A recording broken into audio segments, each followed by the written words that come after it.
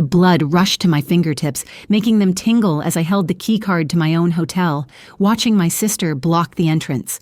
My father's booming laughter echoed from inside the Grand Azure's lobby.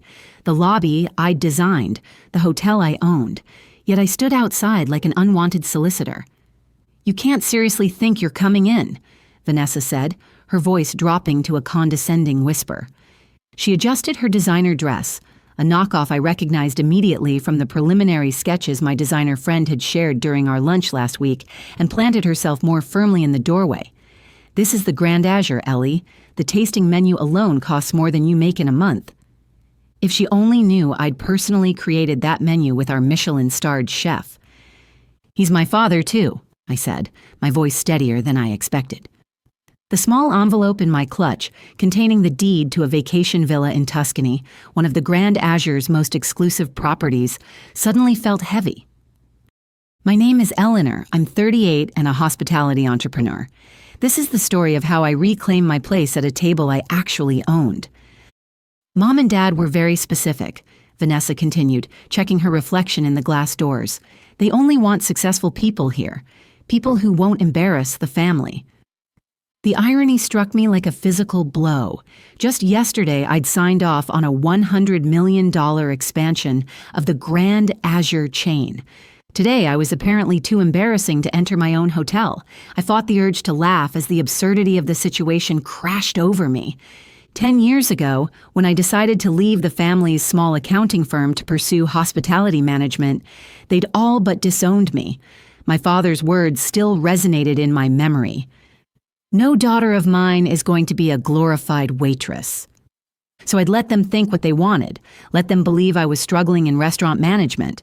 Meanwhile, I'd built Azure Hospitality Group into one of the most successful luxury hotel chains in the country.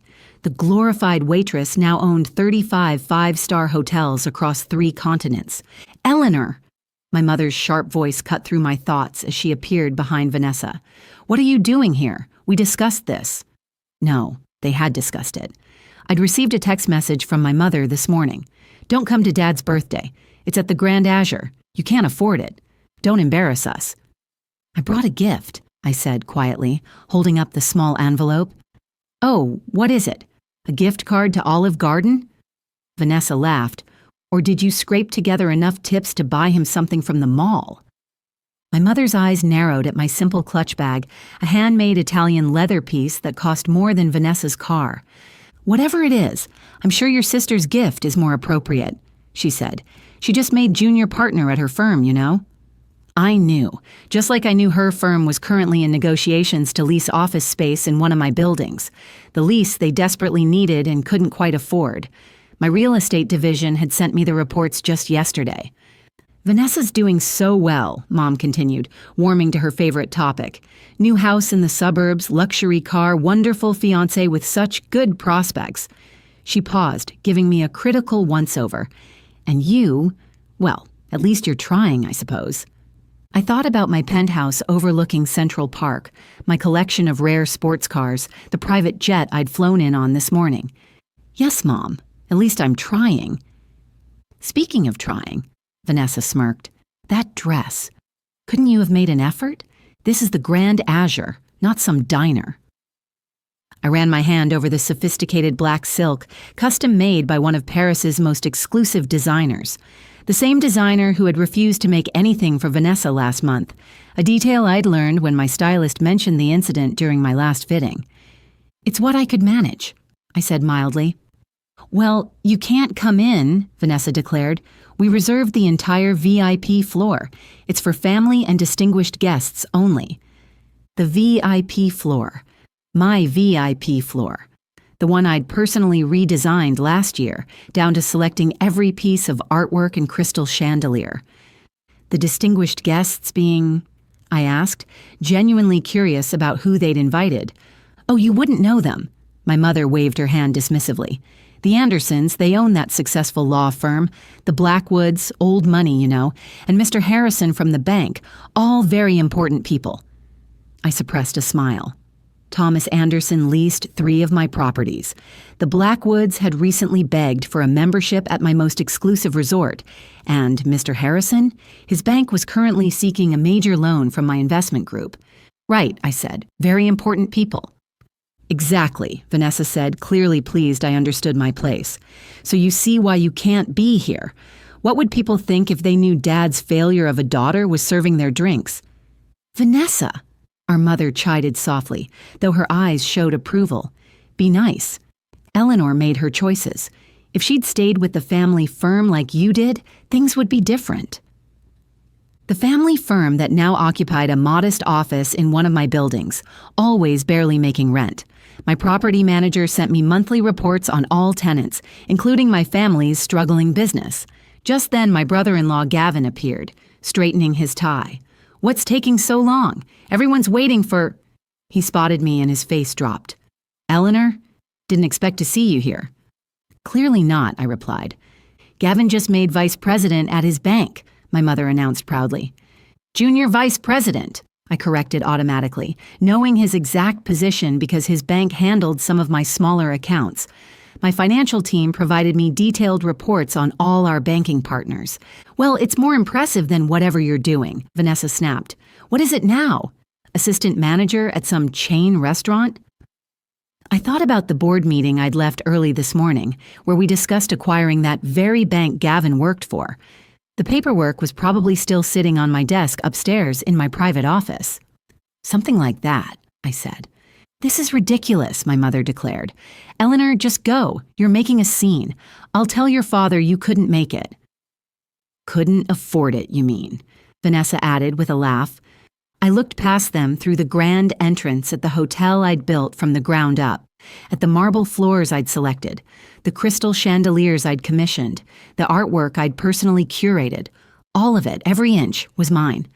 For a moment, I considered walking away. Let them have their party. Let them keep believing what they wanted to believe. But then I remembered something my first mentor had told me. Success doesn't mean anything if you can't stand up for yourself.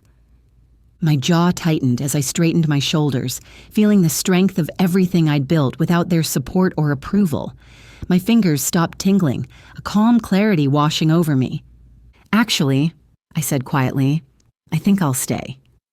Before my mother could respond, the heavy glass doors swung open, and Owen, my head of security, stepped out. He'd been with me since I bought my first struggling hotel 7 years ago, helping transform it into the flagship of the Azure chain. Is everything all right here, Madam CEO? His voice carried clearly across the entrance. Your usual table is ready, and Chef Michelle held the menu tasting for your approval. The silence that followed was deafening. Vanessa's mouth fell open, her perfectly applied lipstick suddenly garish against her pale face. My mother gripped the brass door handle for support. Owen, I smiled warmly. Perfect timing. My family was just explaining how I couldn't afford to dine here. Ma'am? He looked genuinely confused. But you own the entire hotel chain? Yes, I do. I turned to my stunned family. Shall we go inside? I believe you've reserved the VIP floor. My VIP floor, to be precise. Gavin found his voice first. This is some kind of joke. You're just a restaurant manager. Actually, Owen interjected professionally, Miss Eleanor is the founder and CEO of Azure Hospitality Group. She owns all 35 Grand Azure hotels worldwide, along with our resort properties and restaurant chains. Vanessa's designer clutch slipped from her fingers, clattering on the marble steps. But that's impossible. The Grand Azure is worth billions. I finished for her, which makes your comment about me not being able to afford the tasting menu rather amusing. I stepped past them into my hotel's lobby, where the staff immediately straightened to attention. Good evening, Miss Eleanor, my front desk manager called out. The executive suite is prepared for your father's birthday celebration. Thank you, Rachel. I turned back to my family, still frozen in the doorway. Coming? They followed me in silence, looking around as if seeing the hotel for the first time. Every staff member we passed greeted me by name, each showing the genuine respect I'd earned through years of hands-on leadership. But your dress, my mother finally managed, staring at my simple black dress with new eyes. Custom made in Paris, around $30,000, I believe. I had a terrible habit of not checking price tags anymore. I led them to the private elevator, the one that required a special key I pulled from my clutch. Unlike Vanessa's dress, which I believe is a knockoff. The real Valentino collection hasn't been released yet. I know because I attended the private showing last month. The elevator doors opened directly into the VIP lounge, where my father's birthday celebration was in full swing. The room fell silent as we entered. Eleanor. My father stood up from his place at the head table, his face a mix of shock and confusion. What are you doing here? Your mother said you couldn't afford it, I finished, walking over to him. Happy birthday. I hope you don't mind that I'm crashing the party in my own hotel. Your hotel? Mr. Harrison from the bank stepped forward, his face breaking into a relieved smile. Miss Eleanor, I had no idea you were related to Robert Thompson. We've been trying to secure a meeting with you for months about that loan. Eleanor owns the Grand Azure. Thomas Anderson joined in. My God, Robert. Your daughter is the mysterious CEO who's been buying up prime real estate across the city. My father sank back into his chair, the color draining from his face. All this time when we thought you were just a glorified waitress? I raised an eyebrow. Your words, I believe, from the day I left the family firm to pursue my dreams in hospitality. But why didn't you tell us? My mother demanded, still clutching her pearls like a lifeline. Would you have believed me? I asked quietly. You didn't believe in me 10 years ago when I needed your support. Why would I share my success with people who only measure worth by the size of someone's bank account? I paused, though by that metric, I suppose I'm worth more than everyone in this room combined. Vanessa collapsed into a nearby chair, her face ashen. The villa in the south of France I tried to rent last summer, the one that was mysteriously unavailable? Mine, I confirmed. My property manager forwarded me your reservation request, not realizing the connection. I glanced at Gavin. Just like the office building your firm is struggling to lease, Gavin, and the resort membership you've been waitlisted for, Mother. Eleanor, my father started, his voice unsteady. Save it, I held up my hand. I didn't reveal this to hurt you, though you've hurt me plenty over the years. I did it because I'm tired of hiding my success to spare your pride. I turned to address the room. Please enjoy the party. Everything is on the house. My house. I started to walk away, then paused.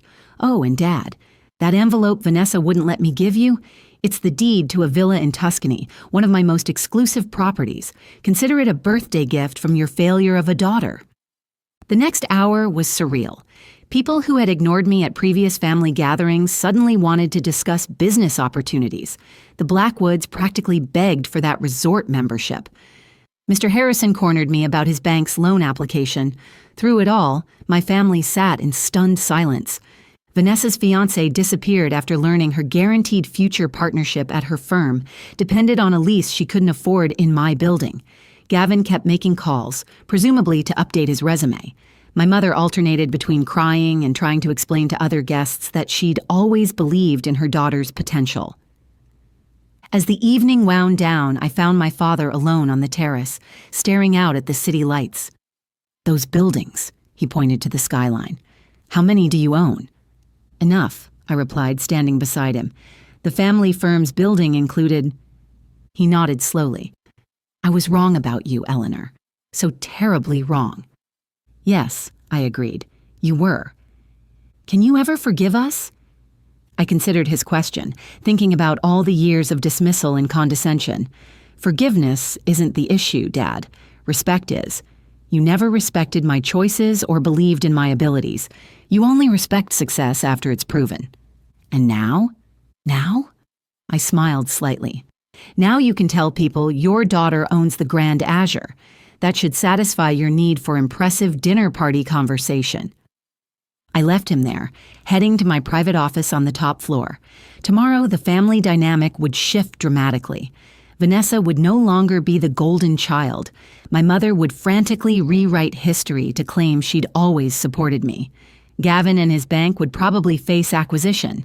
But tonight, I'd finally taken my seat at the table, a table I'd built myself, in a room I owned under a roof I'd paid for.